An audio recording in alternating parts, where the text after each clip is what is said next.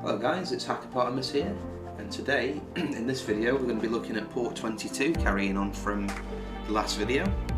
In the last video we used the VS-FTPD attack. So today I'm going to be showing you 5 attacks on the SSH port, but what we're going to do today first is just go over some key concepts that we need to understand. So the first one is that today I'm going to be using Parrot OS instead of Kali. It's not much different, but it just shows off a different environment, and I think it'll be nice to have a look at that. To start off, we need to understand what is SSH, and my personal opinion is that you would check the RFC. These are the request for comment documents that basically describe how the protocol works and all the information that you may need to understand to use it more effectively, which will come into public key algorithms and things like that later. Yeah, the basic description here is just that it's a secure shell to basically allow you to communicate with a device using a remote login. So that's quite important that you understand that. You'll need a username and a password to attack this service. How can we gain access to SSH? Well, Nullbyte is a really good guy. He's done his own little version of this, so I wanted to shout him out on this because he has done brute forcing. I'm going to be doing a couple more attacks today, but he has got a wonderful guide here on how you can do some of this. It's all written, everything's written down for you, so go check that out. Really good. So, to start off with, I guess we need to understand as well what are brute force attacks. Brute force attack basically is where you try to attack something with a list or a finite field of values that you can use. It can depend obviously on the attack, but you get 2 different main types of attack. You get a simple brute force where you just have a mix of upper and lower, and it just generates passwords on the fly, 1, 2, 3, everything that it can think of.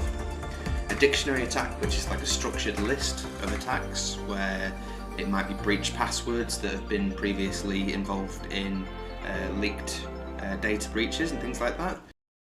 There also could be other spectrums of attacks and things like that that you can look at, but for today we're not going to go too much further than just looking at dictionary attacks and brute forcing. We're going to be using a dictionary attack to brute force the credential logins that we have of the box. Okay, so the other thing as well, later on in the video with one of the attacks, we're going to be showing a post-exploitation attack, and what that will do is it will allow you to maintain access to the machine, but to understand it we need to know that SSH can use encryption keys to allow you to log in, so we'll go through all of that in just a moment. You also need to be aware of that when we're attacking SSH we can only do certain things, so the words list that we were using, or dictionary attack, is the top 10 usernames from here, okay, and then the top 10 most common passwords, and then at the end of each of those lists we can see, if we check the metasploitable 2 box, if we go to login, so just click no here, and we just log out, we're already presented with details here of how to log in, MSF-admin, so we'll put those as the 11th fields on each of those lists, and eventually we will get logged in, because this is just to show the principle of what we're doing. So with those key concepts covered, let's get our hands dirty and look at the actual attack. So what we can do is we're going to close down this, and we're going to open up Parrot today. So we're here in Parrot, we've got everything that we need. So the passwords file, again, just quickly show you that with MSF-admin at the bottom, and again the users with MSF-admin at the bottom. So today, just to keep things nice and short, we also have a commands list for us to use our commands that we've got here. So the first one is nmap. Now what nmap is it's a network scanner, we've used it before, but it also includes modules in the tool to do other jobs, and one of those jobs that we can do is used to brute force it. A little discrepancy between last video and this video. The box was on 9, it's now changed to 12, so remember IP addresses can change, and I'm just going to run this for a moment and let let it run for you so you can get an idea of how it works. And then I'm also just going to show you the nmap scan if we put it out into a file. That can be done with a flag using -o. Okay, and it shows us that we have valid credentials here, which have been spotted. Fantastic. And that can take a minute to run, so we're just going to knock that off for a second. We've got the results here. Okay, so the next one's Hydra, and what this one does is allows us to run multiple threads, and we have our usernames and passwords list that we insert into it, and we're going to run this one, so you can see this run. But we also have the results of this as well. So let's go ahead and take a look. Hydra scan. Okay, so you can see that the Hydra scan again locates that valid information that we require. So that's attack 2. Same attack, different tool. 3 different tools in this brute forcing method. Okay. So the last one that we're going to use to brute force is going to be Potato. Potato is a Python script. It's quite fast, but it has some limitations. One of the limitations is that I couldn't figure out how to make it read in a file for the user, so we've just kind of cheated a little bit here and put msfadmin. But just to show you another tool that isn't in other people's content, so we're just adding to the pile of information. Potato. And what we're saying here is that we want to check the host, but we won't be able to at the minute because obviously I've run that wrong for a second.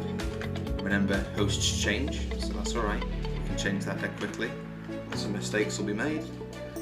Okay, because I'm not on 9 anymore, I'm on 12. So if that was something that you were looking for as a continuity error between the videos, that is an issue. Obviously 9 and 12 are different. Okay, so if you can bear that in mind, that'd be great. And we can see that this tool goes really quick, and it gives us that the msfadmin is part of the login and password. Okay, so that's nice and quick.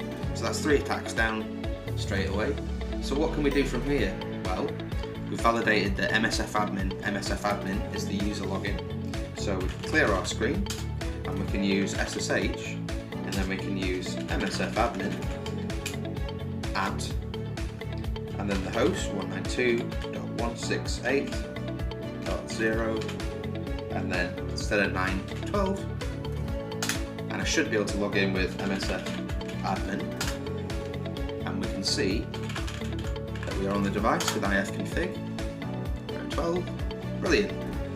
So now we're here. I've got a few post-exploitation attacks to show you, and then we can wrap the video up, and hopefully you can leave any messages or anything that you want to ask in the comments. But let's go ahead and get this done. So what can we do from here? If I run sudo -l, which is a privilege escalation technique, and then press enter and use the password we already know about, msfadmin, we can see that this user has access to all sudo privileges, meaning that we can effectively sudo su and we can become root. Okay, so that gives us access to the entire system. We can't clear the system there, but what we can do is go over one final attack, which was the public encryption we were talking about. So this has got a couple of things. I'm going to go over both very quickly. One I've had limited success with, and the other one works every time, so I'll leave you with the ability to go and check both out, and you could leave me a message in the comments if you get the same sort of results. Okay, so what we can do from here is cd to /root, which is the root directory, because this is the root user that we're trying to hijack. And then what we're going to do is we're going to cd into .ssh. Now how do I know that that file's there? Well, before I run that, what I'll do is I'll do ls-la, which says, hey, show me all the files in this directory, and you'll see that we have one that's .ssh. So let's go to .ssh. Okay, so I've messed about with this box before, and I'm not sure what I'm going to see in here, but okay, that's fine. The ID RSA key is here, one that's generated, so we can cat the ID underscore RSA, and we can steal this private key and then use an MSF module, which I'll go over in just a minute, to attack it. But unfortunately I've had some limited results with that, so I'd advise the second method a bit more because it works a bit more consistently. Okay, So in this folder, we're going to ls again, and we'll see that we have known hosts. Okay, so if we cat known hosts, we'll see that we have some known hosts to the machine, and then if we cat the authorized keys,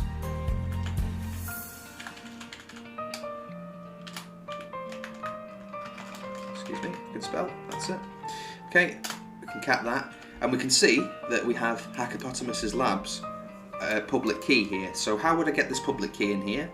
We can just vim on the file, or nano on the file, whatever is available to you, usually authorized keys, and then we can add the string in.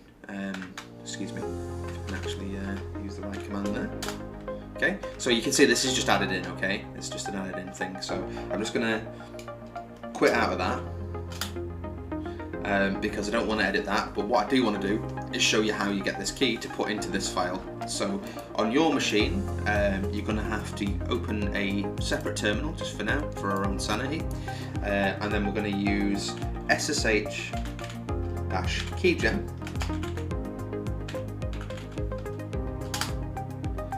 Now what we're going to do is we're going to just say, okay, home Hackopotamus, which is me, and we're going to store it in .ssh and IDRSA, and that's fine by us. We can say that, or we can give it a custom name. We're not really bothered. Okay, we don't need to overwrite the one because we actually have one there, which is great, which is what we're going to go look at now. So if we cd to /home, and then what we do is cd.ssh, you'll see that, bear with me. That's right, you need to go to the user, of course. So remember, that's something that you'll need to remember, is that you need to go to the user. Okay, cd Hackopotamus. Okay. Alright, and then we can check that file again to see if it's there, .ssh, which it should be. Okay, so we're there now. So now in here, we've got two files again. So we've got IDRSA and IDRSA pub. So this IDRSA is our private key. We don't ever really want to give that away or anything. That's private, and if we steal it, we can do an attack, which I'm going to discuss in a minute. And this other one, which is the IDRSA pub, you'll notice if I cat ID_RSA and then .pub, you'll see that the key matches, and I am a known host to this machine, which means this. From here, what I can do is I can SSH root at, and then the host 192.168.0.12. Okay, and I'm instantly into root. I'm root straight away, which gives me persistence. Okay, excellent. So to wrap things up, just because I don't want to leave it completely there, I want to show you the MSF console way of stealing the IDRSA key. So let's go to MSF console, we'll get that, and then what we're going to do is we're going to just quickly cat the ID_RSA file. The way that we can steal this key is simply just by clicking on it and copying the text. Copy. Now we can just open a new tab. Probably say from here, because I want to be in the same directory. Yeah, so in it. And now we can use nano or vim, but because it's a simple job for this purpose, I prefer mile. So let's just have a little look. I'm going to call it ID_RSA. Okay, but we have used both. Okay, so we write that file out, IDRSA. Great, now we have their private key on our local machine, and we're going to exit out, and that gives us the private key on that machine. The other attack is the auxiliary pub key login. So you need the private key, and you have to set a few options here. So let's just use this. You can find it by searching for SSH, but I'm not going to show that today. But yeah, you have to set some options.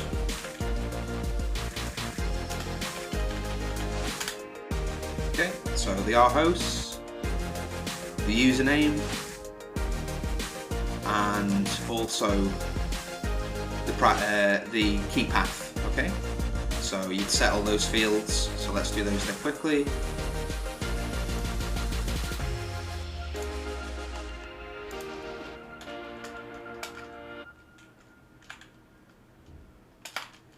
Okay, so key path, and then God, I've got to think where it is now. Yes, that's right. It should be in the right directory. Yeah, there we go. So now we can say that's the ID RSA. Okay. I need to set the username. Let's have a look. We'll say root, but I'm having a little issue with this one. But it's okay. This is the one that we're not going to get straight away. And then the rhosts, our machine. Now what this should do, if it works correctly, is allow us to log in and create a shell. But I'm having a little bit of an issue with this one. I'm not sure exactly why it's not been running lately, but this is the world we're in. Sometimes things work and sometimes they don't. And we can see I have got success somehow this time, and I've opened a shell. Okay, so sessions -I, and you'll see that I have a shell, so I can sessions -I to interact, and then 1, and yeah. Okay, so I'm going to do ifconfig here. Yeah, I can. Alright guys, so that's basically it. Please like and subscribe if you want to see more, but that's my best effort, and thank God that didn't screw up. Alright guys, I'll see you all in the next one, and hopefully you're enjoying the content.